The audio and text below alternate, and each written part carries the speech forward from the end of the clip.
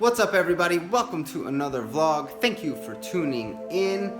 Today we're gonna dispel some of the myths surrounding a keto carnivore diet. First, I have to go spend some time in my youngest daughter's room playing dolls. So I will see you after that. All right, playing with toys is over. We've moved on to watching The Little Mermaid instead. How's the movie? Good. Cutie. Anyways, myth number one. Let's start off with a bang, get super controversial right from the beginning, and probably get some people to question if my brain still works, because they've been led to believe that this is most definitely true, and that is that you need to consume high levels of dietary fat in order to achieve ketosis, which is not true, right? Ketosis requires two things.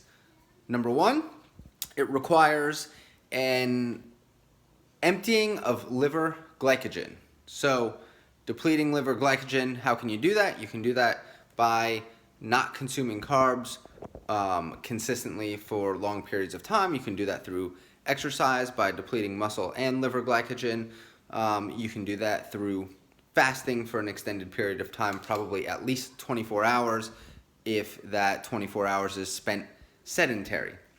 The second thing you need to achieve ketosis, and you need these two things in combination: one, the depletion of liver glycogen; the second one is extended periods of time with low insulin levels. That allows your body to then liberate the fatty acids, the adipose tissue that is stored throughout your body, and transport those fatty acids to the liver, which, when cleared of glycogen, can transform those fatty acids into ketones. Now, with that, I will say that it is definitely beneficial, especially in the beginning of your ketogenic journey, to up the fat to 65-75% of calories in order to allow your body to adapt to a new fuel source and get used to burning fat for fuel. So in the beginning, keep your fats relatively high, keep your protein relatively moderate, and obviously keep your carbs low. It'll help you transition. But after you transition, you start feeling good again. You go through that keto flu potentially. You could tell your body's transitioning. Your energy levels are coming back up. You're starting to feel good. Stamina in the gym is getting better. Then you really can lower, or you're starting to plateau. You can lower your dietary fats and allow your body to create ketones from its own storage, which is what we're all trying to do.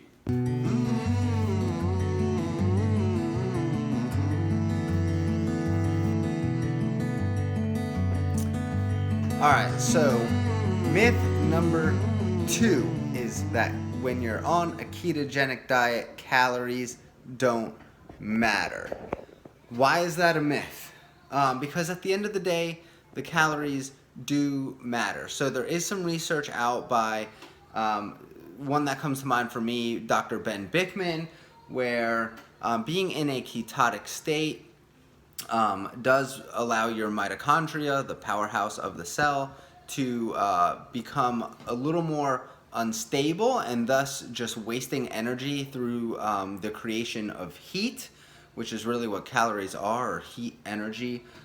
So in theory, you can burn more calories at rest when in ketosis than versus not being in ketosis. So there is some gray area, some wiggle room, but at the end of the day, calories matter.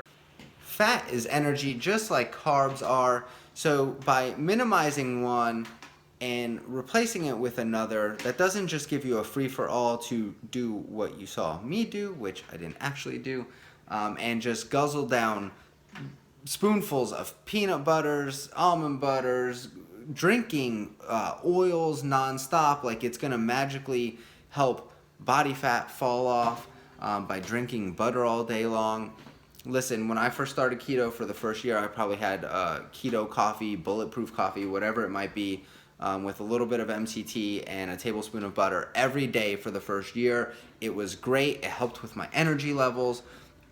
But as time went on and I realized my body composition wasn't getting where I wanted it to, I had to cut back on the energy I was taking in order for my body to utilize the energy it has stored on it. So keep that in mind. When you hit a weight loss plateau, you start to stall, the water weight falls off quickly, and then you realize, hey, I'm not losing any more weight. What is going on? When people tell you to eat more fat, don't eat more fat. It is not going to help you burn more fat. If anything, up your protein percentage. You don't need a high amount in total numbers. I'm not saying eat 300 to 400 grams of protein a day in order to keep energy low. I'm saying to make it 30 to 35% of your calories and maybe 60 to 65% of your calories coming from fat instead. And then you will break through that weight loss stall, through that plateau, and get moving in the right direction. So calories do matter. There is some wiggle room when in ketosis, but you cannot just eat fat all day long and expect not to store it if you are not burning it. All right, that brings me to number 3. Somehow, magically, protein is going to turn into chocolate cake in your blood, knock you out of ketosis, and cause your progress to stall. So, gluconeogenesis, right? This is really where this is going. So, it is true that the process happens. It is true that the process can happen by breaking down amino acids. It is also true that gluconeogenesis can occur through the breakdown of the glycerol molecule of a triglyceride, which is a fat floating around in your blood on probably a lipoprotein carrier. The glycerol molecule of a triglyceride can also be broken down to use as glucose. So yes, you're on a low-carb, ketogenic, carnivore diet, and you're worried about gluconeogenesis. The process is going to happen. Get over it. It's biochemistry. That's what's going to happen, and thank goodness it does, right? Because we could point to the one main thing that needs glucose constantly, and it doesn't need it for all of its energy, but it does need it for some. 20 to 30% of the energy is your brain. So your brain needs glucose. It does require glucose. It doesn't need it as its primary fuel source, but it does need it in some amount. So now you're no longer eating glucose on a ketogenic carnivore diet. There she goes. So your body has to provide the brain glucose in some capacity because it's no longer getting it through diet. So it will break down amino acids that it doesn't need. It will break down glycerol molecules from the triglyceride that it doesn't need, like I mentioned earlier, in order to fuel the brain, create glucose, right? So another thing is you're not eating glucose. You'd assume your blood glucose would be 0, but that doesn't happen because your body needs the glucose. The process is demand driven. Demand by the brain creates an environment where the body needs glucose, so it produces it. Demand through exertion and in exercise will tell your body to create some glucose. So those kinds of demands initiate the process of gluconeogenesis, which is always happening regardless of how much protein you eat or don't eat. So eat the protein. Because some of the downsides of not eating protein are going to be things like overeating energy. I'm a big believer that when you cut down your protein levels to 10-15% of calories, all that leaves you to eat is energy. What's a good way to start getting fat or storing fat is to overeat energy. So eat protein instead. That way you don't overeat energy and you can burn your own stored energy. All right, myth number 4, we moved outside, get a little vitamin D while I'm talking to you, as well as keep an eye on the puppy who's right over here. Myth number 4, and this is a big one, and my people in the carnivore community can attest to this, is that you need vegetables for fiber to keep digestion regular, help with constipation issues, and as well as get some micronutrients in. It is definitely a myth. I've done a video on fiber previously, which I can link to in the description below. I will also put a link to another video by Dr. Paul Mason and a link to a study that I found on PubMed, so you all can check out the data and the science behind it specifically.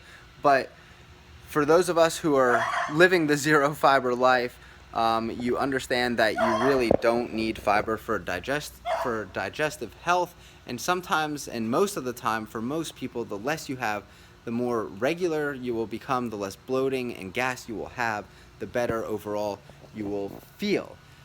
When it comes to micronutrients, everybody in the keto carnivore world who eats animal foods knows that there is a ton of fat-soluble vitamins, required dietary cholesterol. Granted, you don't require it, your body will make it, but it's optimal to eat it as well.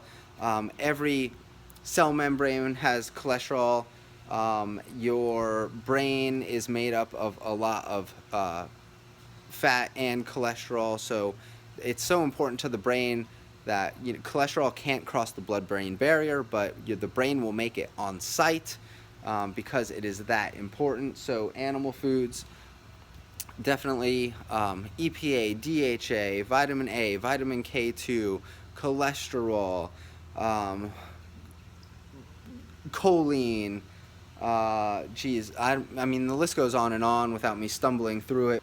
You don't need veggies for micronutrients or digestive health. All right, and top myth number 5 is that the diet, this way of eating, is unsustainable. So I don't know about you all, but I find this to be the most sustainable way of eating with the least amount of input. So what do I mean by that? I can eat once a day and feel okay. I can eat no times a day. I can eat 0 times a day for multiple days and still feel good. I can eat 2 times a day, 3 times, whatever it is. I don't need a snack. I don't need to worry about food. It helps me focus on other things more. I'm able to be more productive at work, be more productive at home, because I don't have to worry about when's my next meal, when's my next meal, I'm hungry already. I'm able to listen to my body, eat the proper foods. Your body will tell you what quantity of those foods to eat. For me, sustainability, no-brainer. People, complain about budget, and I get it. Some of the foods can be expensive, especially if you want to get the best quality versions of the foods you eat. It can be, but just think about all the stuff in your pantry you're cutting out and realize that you're only replacing a portion of that cost with better quality foods. So I find myself, the fact that I'm eating less often, the fact that I'm buying less of the foods that I eat, just because, again, I don't need to eat as often, makes the diet more sustainable from an affordability standpoint. So that's my top 5 myths about a keto carnivore diet. All right, and with that, it is time to wrap up this vlog. Thank you for listening to my ramble. Please give this video a thumbs up if you got anything valuable out of it. Subscribe to the channel if you're new. Share this with others that you think may benefit from hearing this information, who may be scared of starting a ketogenic diet, worried about the stall they've hit, the weight loss plateau they've hit, heard horror stories about protein, think that no matter what, they can just guzzle down as much fat as they want and their body fat will melt off. Any of those things apply to anybody. Share it with them if you think they will, again, appreciate the info and find something valuable. I appreciate you watching. Thank you for tuning in again. And until the next time, keep up the good work. We'll see you in the next vlog. Peace.